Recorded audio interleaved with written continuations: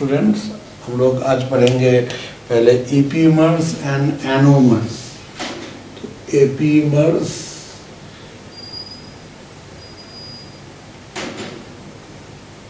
And anomers.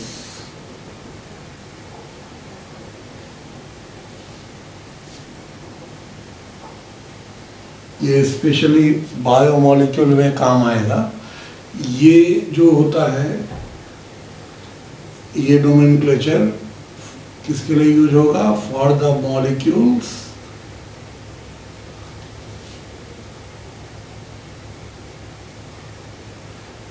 Having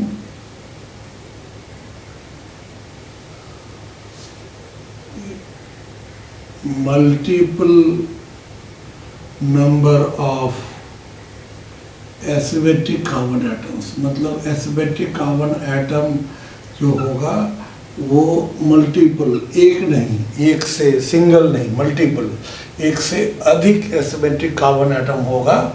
एक से अधिक मतलब क्या? दो में भी नहीं ये यूजफुल होता है। दो से अधिक एसिमेट्रिक कार्बन एटम अगर हो तो वहाँ एपीमर्स और एनोमर्स टर्म का यूज करते हैं। एपीमर्स क्या होता है कि ये एपीमर्स और एनोमर्स ये डायस्टीरियोआइसोमर ही होता है, लेकिन एपीमर वैसे डायस्टीरियोआइसोमर को कहते हैं जिसमें केवल एक एसिमेट्रिक कार्बन एटम का कॉन्फ़िगरेशन में डिफरेंस होता है, बाकी सारा सेम होता है। और अगर वो difference first asymmetric carbon atom पे हो, यानी टॉप एसिमेट्रिक कार्बन एटम पे हो, तो उसको हम लोग एनोमर्स कहते हैं। तो डेफिनेशन होगा, the diastereoisomers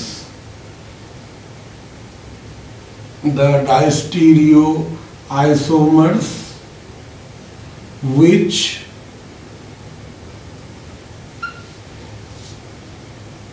differ in the configuration of only one asymmetric carbon atom are called epimers and if that difference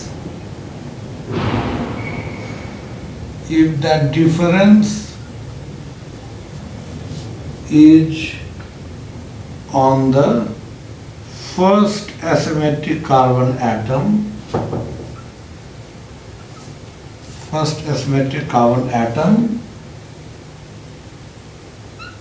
it is asymmetric carbon atom, they are called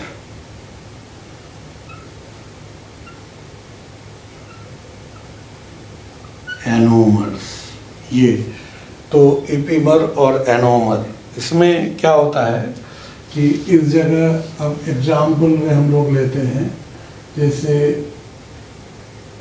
यहाँ पे मान लीजिए लिए हम लोग CHO और यहाँ पर HOH, यहाँ पे OH, H, फिर यहाँ OH, H, और इधर हम लोग फिर यहाँ पर लिए OH, H और यहाँ CH3, ये पहला। और दूसरा हम लोग यहाँ पर लेते हैं इस तरह से, यहाँ CH3 ये दूसरा, और यहाँ CHO, तो इस जगह OH, H, ये OH, H, फिर यहाँ पर OH, H, फिर ये यहाँ पर इधर H और इधर OH कर दिए। और हम लोग तीसरा यहाँ पर लेते हैं, थर्ड इस जगह अगर लेते हैं तो यहाँ पर CH3 और इधर हम लोग लेते हैं CHO, और यहाँ पे जैसे HOH ये इधर OH H, फिर ये हम लोग इधर उल्टा देते हैं, ये इधर OH H, ये तीसरा हम लोग लिए। और फिर इसमें हम लोग फोर्थ वैसे ही ड्रॉ करते हैं, CHO और CH3। तो यहाँ पर ये क्या हो जाएगा, इस जगह जो हम लोग मान लीजिए HOH और इसको उल्टाए OH और यहाँ पर OH H और ये OH H, ये हम लोग फोर्थ। फिर हम लोग ऐसे ही यहाँ पर एक फिफ्थ CH3 CHO और अब हम लोग इसको चेंज कर दिए OH, यहाँ पर ये नीचे वाला बिल्कुल सेम रहा फर्स्ट के हिसाब से इस तरह से।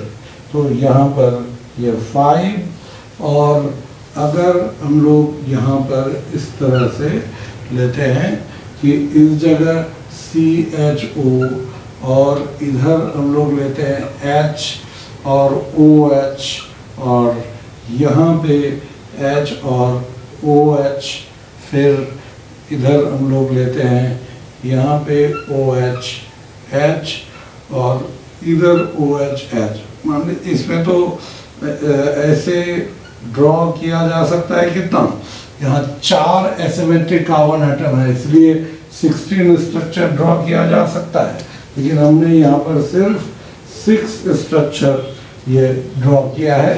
अब इसमें हम लोग को चुनना है कि कौन एपीमर है और कौन एनोमर है और कौन डाइस्टीरियो आइसोमर है। तो डाइस्टीरियो आइसोमर में क्या होता है कि अगर 4 एसिमेट्रिक कार्बन एटम है तो 4 में से 3 का डिफरेंट हो जाए, 1 का सेम हो गया तो भी वो डाइस्टीरियो आइसोमर होगा। तो यहाँ पर पहले हम लोग लेते हैं कि डाइस्टीरियो आइसोमेरिक पेयर कौन कौन होगा। डाइस्टीरियो आइसोमेरिक पेयर, आइसोमेरिक पेयर कौन कौन होगा, यहाँ देखिए अगर 1 और 2 में डिफरेंस केवल नीचे का है तो ये तो डाइस्टीरियो आइसोमर्स होगा, 1 2 होगा। 1 3 में यहाँ नंबरिंग इधर से तो ये first asymmetric carbon atom, second, third, fourth. तो यहाँ देखिए वो यहाँ थर्ड वाले में ये चेंज आ रहा है, इसलिए 1 3 भी होगा डाइस्टीरियो आइसोमेरिक पेयर, 1 4 भी होगा। वैसे ही निकालिएगा तो 1 और 4 में ये डिफरेंस यहाँ पर है। फिर 1 5 भी होगा, 1 5 में डिफरेंस कहाँ है, टॉप पे आ गया डिफरेंस, बाकी तीनों सेम है। फिर 1 6 भी होगा, 1 6 में क्या है, 1 6 में टॉप का डिफरेंस है, उसके बाद वाला भी डिफरेंट है, बाकी दोनों सेम है तो 1 6 होगा। अब हम लोग 1 से ले लिए, अब 2 और 3 में देखिए, 2 और 3 में क्या है, ये सेम, ये उलट गया और ये भी उलट गया तो 2 चेंज हो गया। तो 2 चेंज होने से अभी भी ये क्या कहलाएगा, डाइस्टीरियो आइसोमर ही कहलाएगा। 2 और 3 हो गया, 2 और 4 देखते हैं, पहला सेम, दूसरा चेंज, तीसरा सेम, चौथा चेंज, यहाँ भी 2 का चेंज है तो इसलिए 2 और 4 भी ये आ जाएगा इसमें डाइस्टीरियो आइसोमर्स में। 2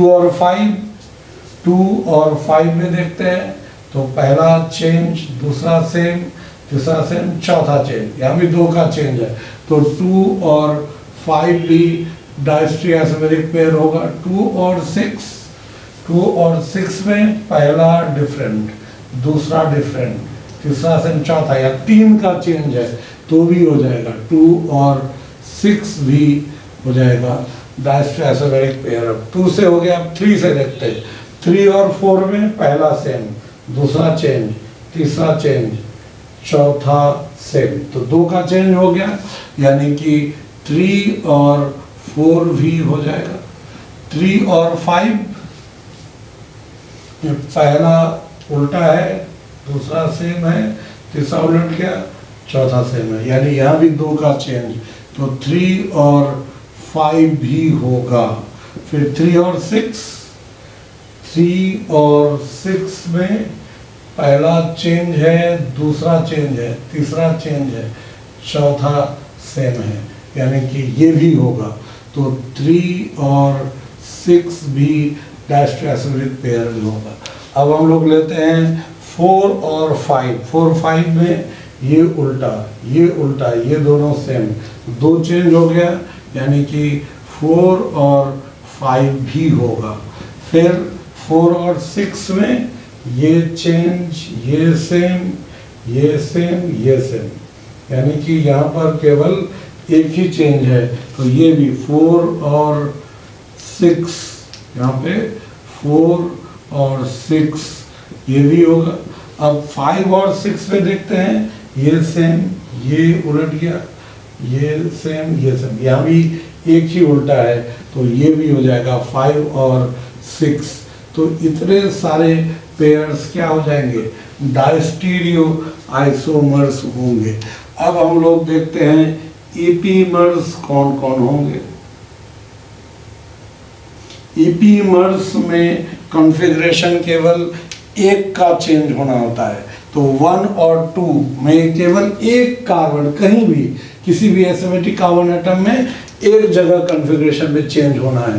तो यहाँ इस जगह चेंज है, मतलब एक ही जगह, बाकी तीनों सेम है, यानी कि 1 2 ईपीमर्स होगा। 1 3 में ये तो चौथा नंबर पे चेंज था, ये तीसरा नंबर पे चेंज हुआ, तो 1 3।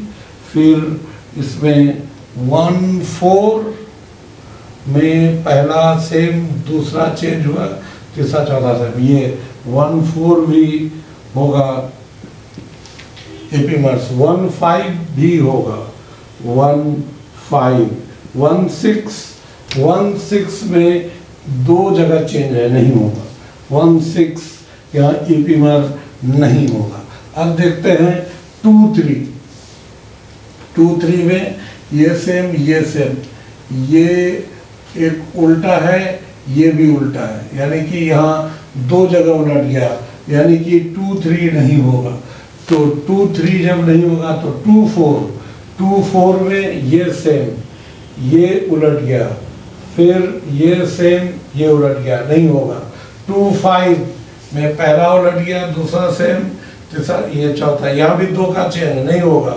2 और 6 में पहला उल्टा, दूसरा भी उलट गया, और तीसरा सेम है, चौथा भी उलट गया, ये भी नहीं होगा, यानी 2 6 भी नहीं हुआ। तो 2 6 खत्म। अब 3 4 होगा, यानी 3 4 में पहला सेम, दूसरा चेंज, तीसरा फिर चेंज, 2 का चेंज नहीं होगा। 3 4 नहीं होगा।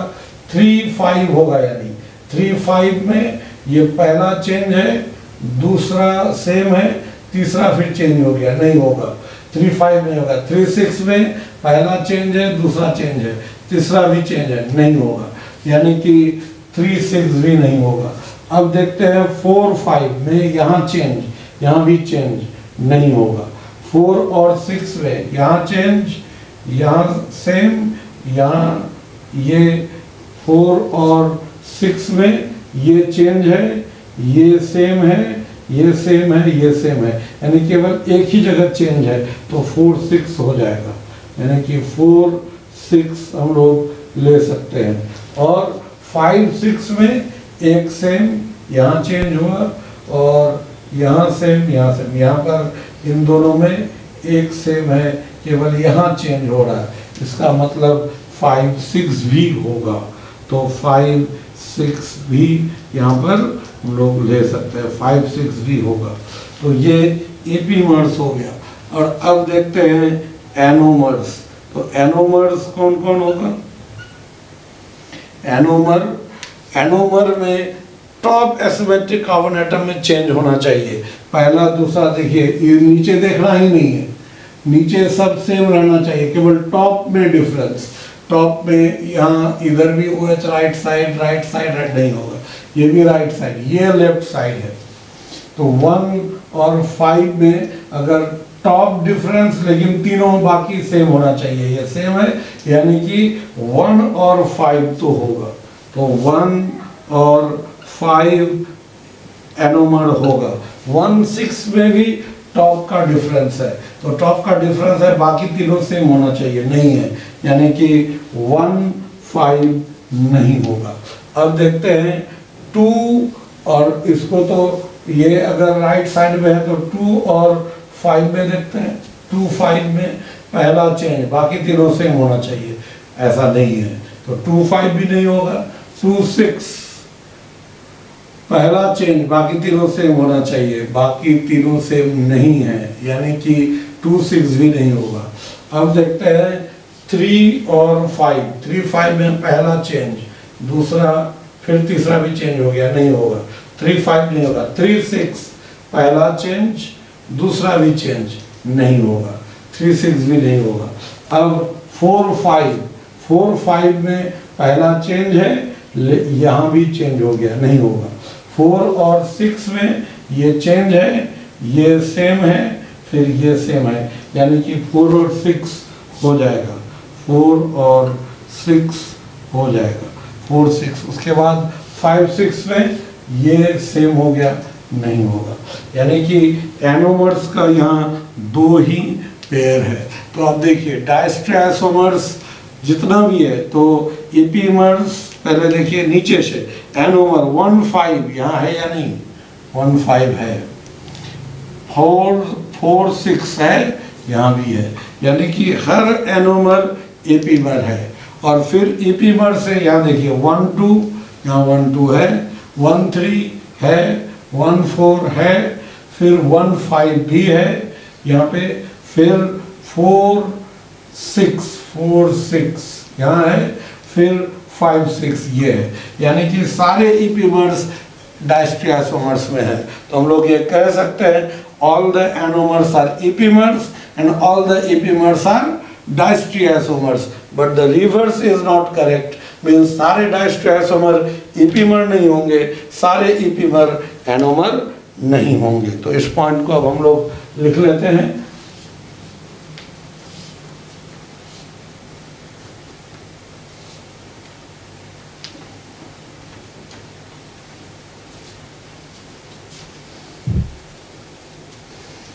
ये लिख सकते हैं 10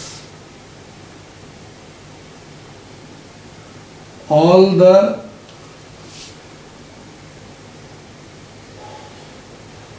anomers are epimers and all the epimers are diastereoisomers, but the reverse is not correct। इसका उल्टा जो है वो करेक्ट नहीं होगा, मतलब सारे डायस्ट्रोसोमर एपीमर नहीं होंगे, सारे एपीमर एनोमर नहीं होंगे। हम लोग इस तरह से अगर एक लेते हैं, यहाँ पे ये CH2OH और ऐसे यहाँ O, ये एक होता है इस जगह OH,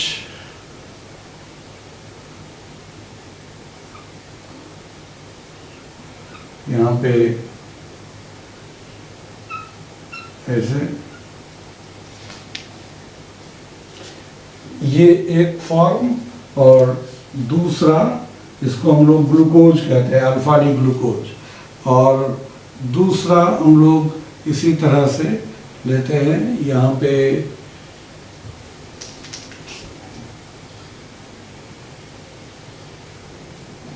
CH2OH और ये H, यहाँ पे HOH, फिर यहाँ पे OH, H, इधर H OH, फिर यहाँ पे OH H। तो यहाँ पर इसको OH जब राइट साइड में होता है तो इसको हम लोग अल्फा डी ग्लूकोज कहते हैं। ये बायोमोलिक्यूल्स में हम लोग पढ़ेंगे भी, ये अल्फा डी ग्लूकोज, ये टॉप, और यहाँ OH टॉप में OH लेफ्ट साइड होगा तो उसको बीटा डी ग्लूकोज इसका नाम है।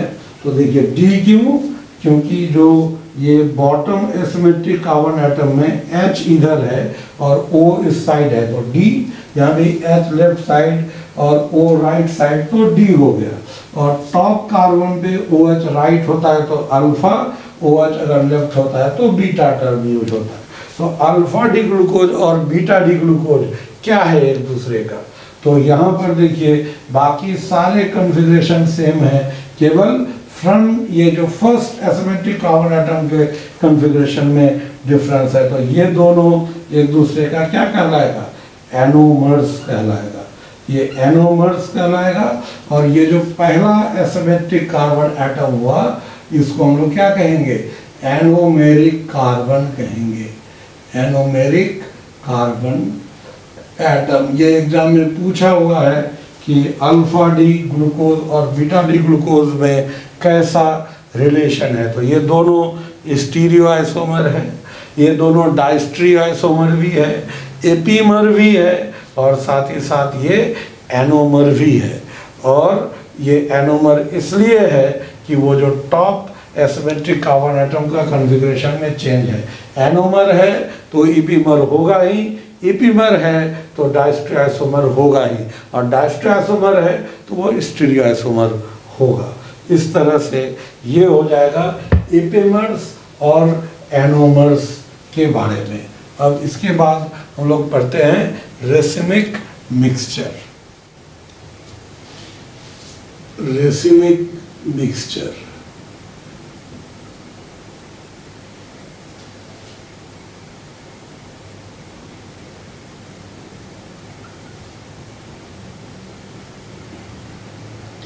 रेसिमिक मिक्सचर किसको कहते हैं।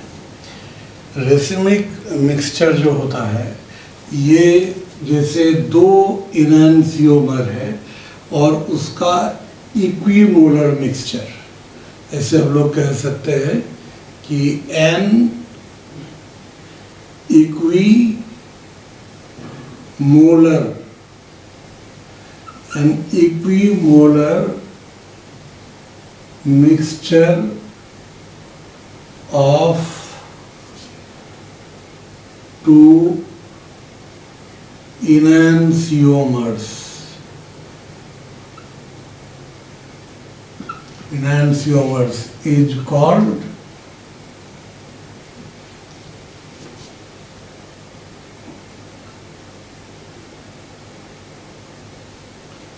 racemic mixture. Equimolar mixture of two enantiomers is called racemic mixture.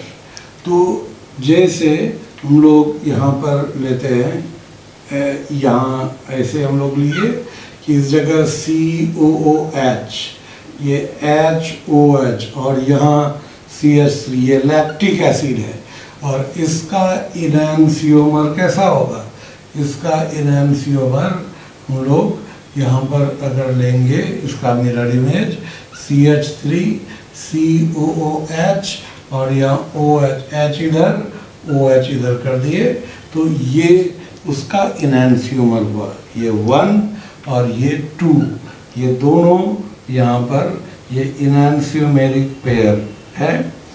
अब ये जो इनैंसियोमेरिक पेयर है तो इसमें आप जानते हैं कि हमने बताया था कि जो पेयर होगा उसमें से एक डेक्स्ट्रो होगा और एक लीवो होगा। ये जरूरी नहीं कि यही डेक्स्ट्रो होगा, लेकिन इन दोनों में से एक डेक्स्ट्रो होगा, एक लीवो होगा। दोनों का एंगल ऑफ रोटेशन सेम होगा, केवल मैग्नीट्यूड अपोजिट। अगर ये डेक्स्ट्रो है तो इसका प्लस में, इसका उतना ही एंगल माइनस में होगा। तो ये जितना एंगल बनाएगा, अगर हम लोग ऑप्टिकल ट्यूब में इस मिक्सचर को लें, वहाँ से प्लेन पोलराइज्ड लाइट पास करे तो ये तो रोटेट करेगा ही नहीं, क्योंकि ये अगर इसको ऐसे रोटेट किया, ये फिर उसको ऐसे कर दिया, तो जहाँ था फिर उसी जगह पे आ गया, इसीलिए नेट कोई रोटेशन नहीं होगा। तो इसको हम लोग कहते हैं ये जो रोटेट नहीं करेगा यानी कि ये ऑप्टिकली इनएक्टिव होगा। तो यहाँ पर तो रेसमिक मिक्सचर के लिए इक्वल मोल दोनों का होना चाहिए, इक्वल मोल ये दोनों का होना चाहिए। नंबर ऑफ मोल पे ध्यान रखिएगा, नंबर ऑफ मोल्स होना चाहिए। तो जैसे अगर मान लीजिए यहाँ पर क्वेश्चन है इस तरह से कि which will be a racemic mixture। हम लोग इसी के रेफरेंस में क्वेश्चन दे रहे हैं, इसी दोनों के रेफरेंस में। तो पहला कौन रेसिमिक मिक्सचर होगा, तो पहला है कि यहाँ पर n मोल्स ऑफ 1 और प्लस n मोल्स ऑफ 2, ये होगा या नहीं। तो दोनों का नंबर ऑफ मोल सेम है, इसीलिए यहाँ पर क्या हो जाएगा, यहाँ पर नंबर ऑफ मोल्स है, ये रेसिमिक मिक्सचर होगा। अब हम लोग दूसरा लेते हैं कि मान लीजिए यहाँ दिया गया है कि यहाँ पे 9 ग्राम ऑफ 1 और प्लस ये 9 ग्राम ऑफ 2, ये रेसिमिक मिक्सचर होगा यानी। तो यहाँ मास है, मोल तो है नहीं, लेकिन दोनों इनैंसियोमर है तो दोनों का मॉलिक्यूलर मास सेम होगा। और नंबर ऑफ मोल क्या होता है, वेट इन ग्राम है, मोलर मास, तो दोनों का मोलर मास सेम, तो दोनों में नंबर ऑफ मोल भी सेम होगा, यानी ये भी रेसिमिक मिक्सचर देगा। अब हम लोग तीसरा ये लेते हैं कि मान लीजिए यहाँ पर 100 ml of 0.1 m, 100 ml of 0.1 m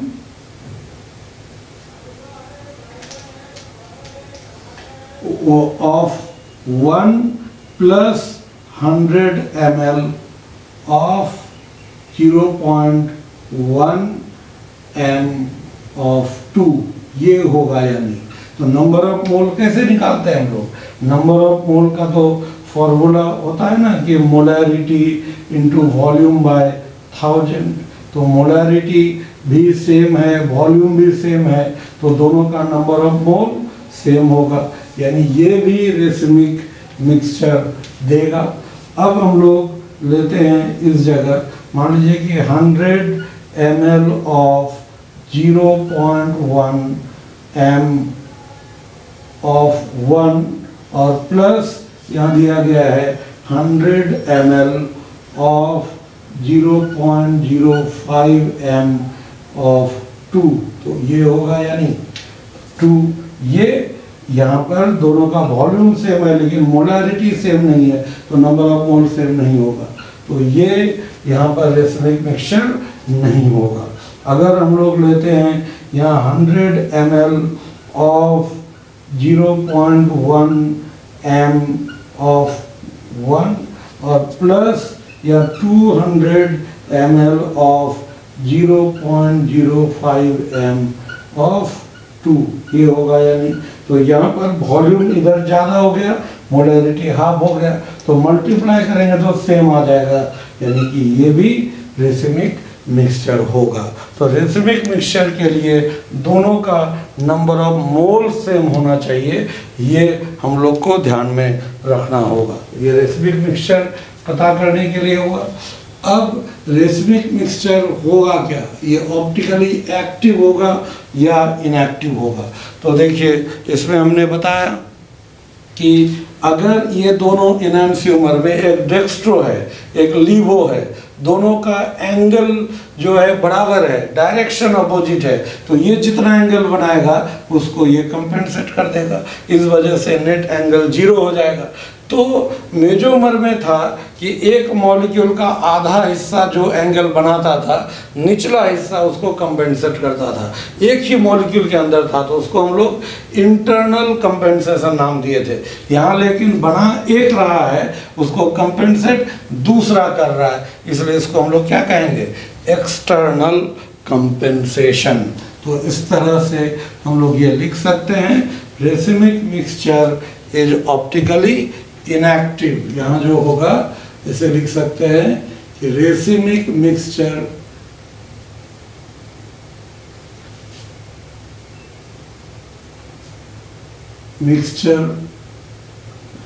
is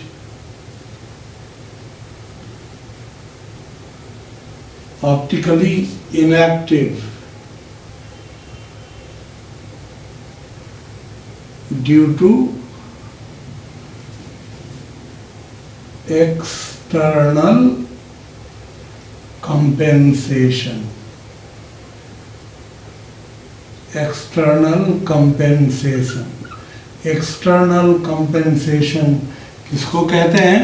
तो एक्सटर्नल कंपेंसेशन का मतलब क्या हुआ? The angle made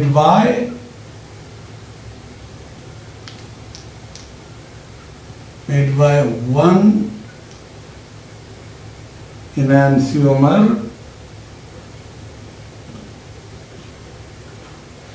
gets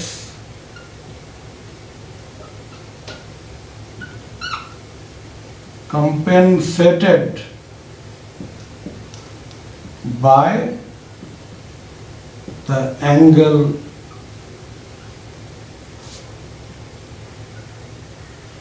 made by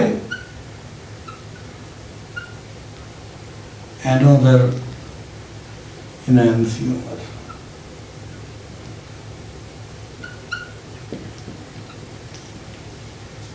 अब इस तरह से अब हम लोग एक ये ले सकते हैं कि मान लीजिए जैसे 1 और 2 जो दोनों enantiomer था, तो अगर यहाँ पर N1 moles ऑफ 1 ले लेते हैं N1, और ये प्लस N2 मोल्स ऑफ यहाँ 2 ले लेते हैं। यहाँ पर क्या है, N1 is not equal to N2। जब ये इक्वल नहीं हो तो ये क्या कहलाएगा? It is not a racemic mixture, बल्कि इट इज, ये कह सकते हैं, it is the case of enantiomeric excess. मतलब एक एनांसियोमर जो है वो ज़्यादा परिमाण में है, इन दोनों में से कोई एक ज़्यादा परिमाण में है, और ये क्या हो जाएगा? तो ऐसे कंडीशन में ये कायरल हो जाएगा मिक्सचर, ऑप्टिकली एक्टिव हो जाएगा। तो इसमें कौन कितना ज़्यादा है और वो प्योर फॉर्म हुआ। जैसे अगर ये मान लेते हैं 5 मोल है, ये 7 मोल है, तो इसका 5 मोल, इसका 5 मोल, इसके 5 मोल को कैंसिल कर दिया, बाकी 2 मोल की वजह से एंगल आ जाएगा, तो वो 2 मोल प्योर फॉर्म की तरह काम करेगा। तो ऐसे कंडीशन में हम लोग ऑप्टिकल प्यूरिटी और उससे रिलेटेड न्यूमेरिकल हम लोग सॉल्व करते हैं, लेकिन वो न्यूमेरिकल हम लोग थोड़ा सा, और एनांटियोमेरिक एक्सेस पर न्यूमेरिकल में जाने से पहले हम लोग थोड़ा रिटेंशन, इन्वर्सन, रेसिमाइजेशन, इन सब के बारे में थोड़ा सा देख लेते हैं, फिर हम लोग न्यूमेरिकल पे जाएंगे। इसमें एक टर्म आता है resolution.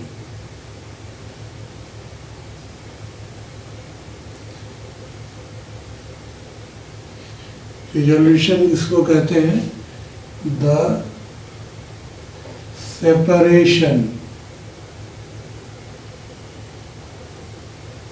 separation of enantiomers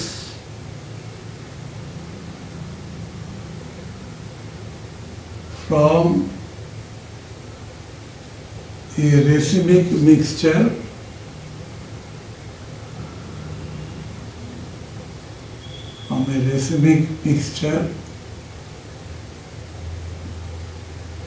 is called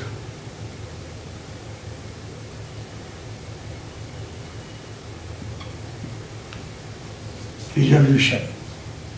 मतलब किसी भी रेसिमिक मिक्सचर में जो दो इनैंसियोमर है वो दोनों का इक्विमोलर प्रोपोर्शन है, उससे अलग करना होगा वो रिजोल्यूशन। जैसे मान लीजिए हम लोग ऐसे लिए COOH और CH3 और यहाँ पर H और OH है और साथ में इसका यहाँ पर COOH और CH3 और यहाँ पर H और OH, इन दोनों का मिक्सचर है, ये एक मिक्सचर के रूप में है।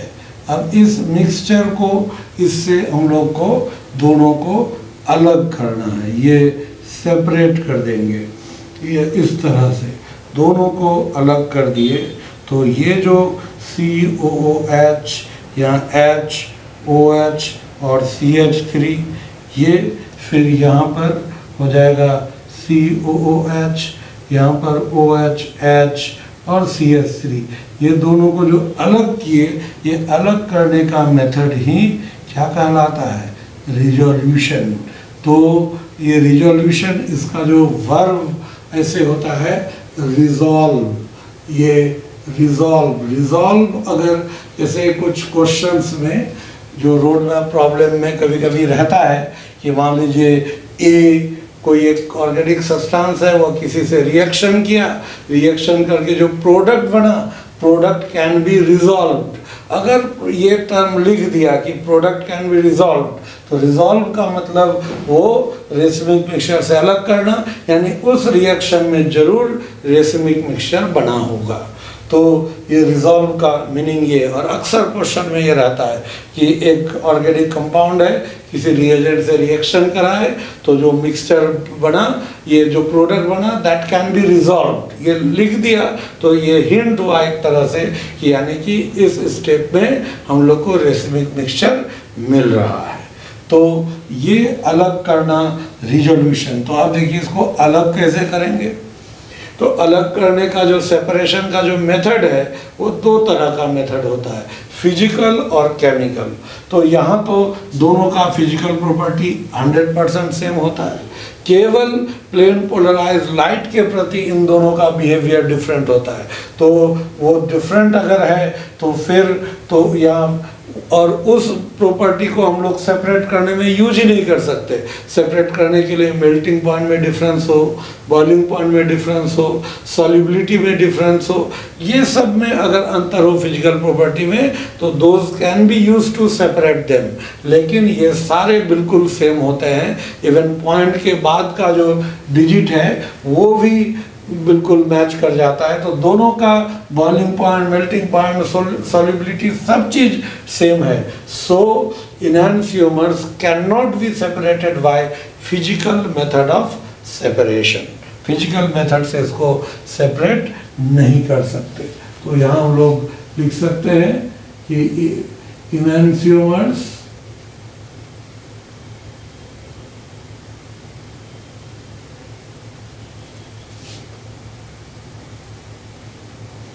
cannot be separated by physical method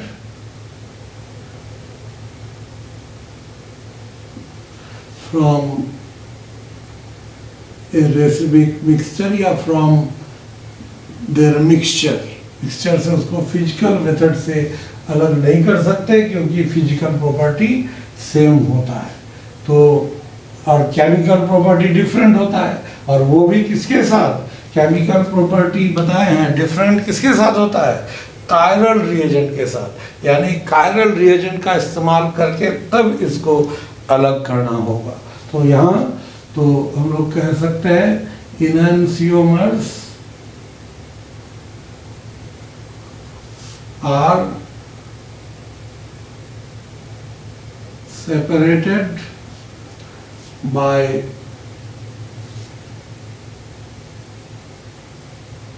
chemical method. Chemical method में क्या होता है, अगर इन दोनों का कॉन्फ़िगरेशन अगर लेते हैं, मान लीजिए ये कॉन्फ़िगरेशन यहाँ हम लोग लेते हैं, तो इसका कॉन्फ़िगरेशन क्या होगा 1 2 3 4, तो 1 2 3 ये ऐसे हो गया, तो ये एंटी क्लॉकवाइज 4 हॉरिजॉन्टल पे, तो R होगा, इसका R होगा तो ये S होगा।